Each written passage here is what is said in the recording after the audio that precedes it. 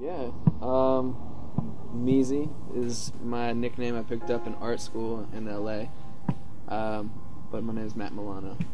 I'm an artist from San Francisco.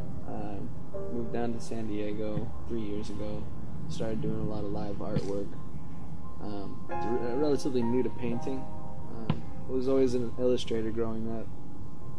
I'm actually from Marin County, so north of San Francisco, but I spent just as much time in the city as I did in Marin. It's heavily influenced by the street culture of San Francisco. The street art that I came about and noticed that really caught my eye was an artist named Ian Ross. Ian Ross is out of San Francisco, an amazing artist. He has a gallery up there now. Being exposed to that made me really want to get to that certain kind of level of like respect, I guess you would say.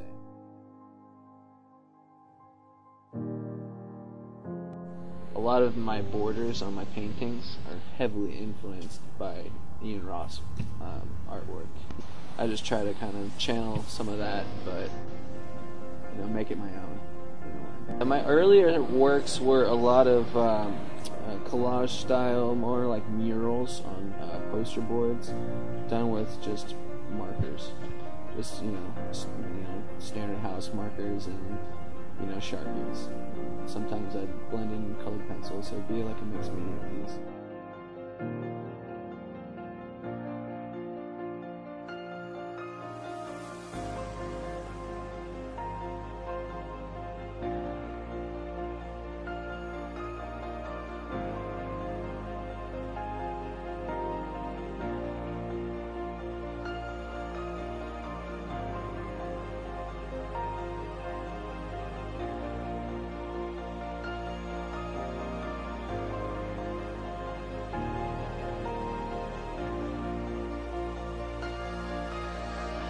The nice thing about using acrylics is that I can start painting something, and you'll think it's a face, and then I'll flip it on you and turn it into like a landscape, and then I'll flip it on its side, and then it's like two hanging out. The thing that art does for me is it allows me to express myself no matter what my mood is, and not only express myself, but I'm actually like expressing the emotions of music and time of the season, the mood of parties.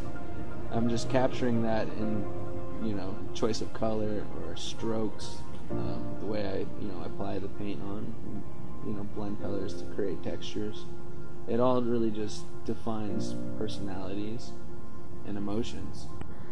But I would just do them kind of like trip balls in class in high school. I just like do some mushrooms and just go to class and just start doodling nonstop. Or I'd go smoke a bunch of weed and then like just nonstop doodle in my fucking class, and soon enough people are like, oh, can I buy that off of you? Or hey, can I have that?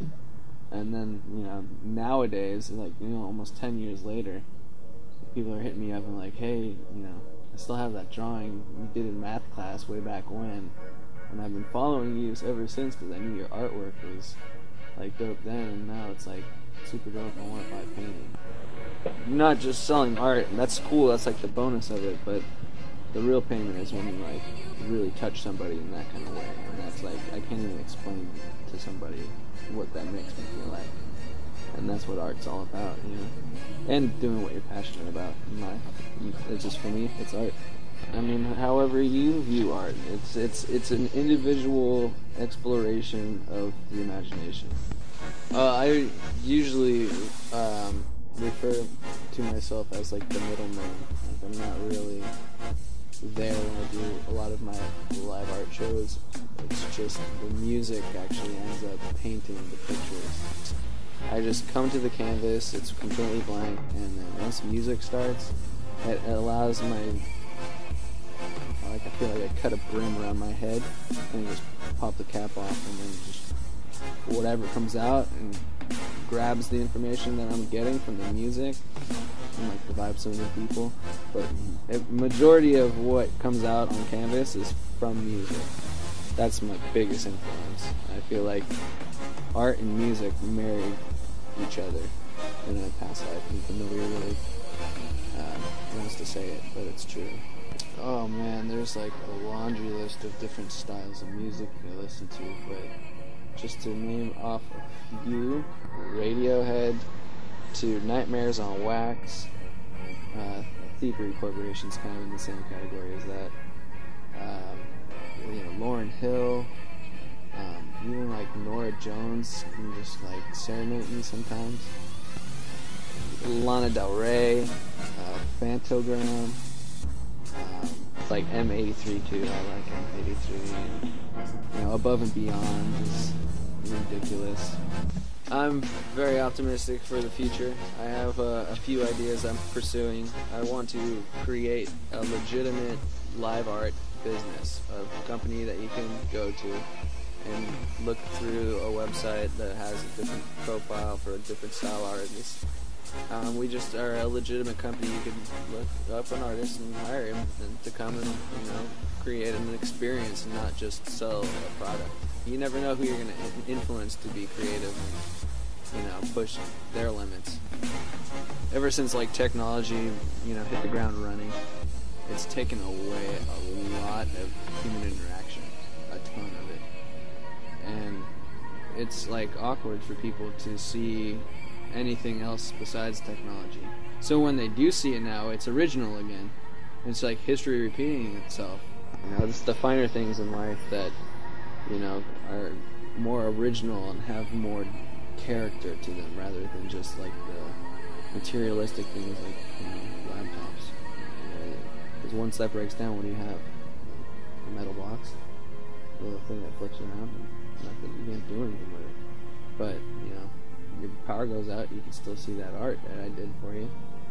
You don't have a house, it doesn't matter. These are doing fine outside right now. Like, you're getting rained on right now. That's okay. Like, I know they can last and dig it. That's fine with me. I could just paint over it if they get ruined. So I got thousands of canvases in my mind, and all I want to do is just get them out there, because I don't know which one, but maybe one of them will change the way we view society. Maybe I'll have a concept or an idea I come out with that might change people's way of living. How about that? That's some crazy shit, huh? People can do that with music, they can do that with whatever, so this is just the way I'm trying to make it happen.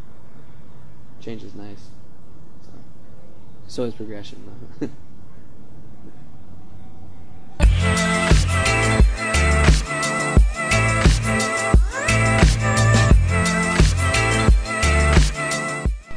Yo, this is Meezy, aka Matt Milano. You are here with me and Brightside Network Media. They kill it, and I try to.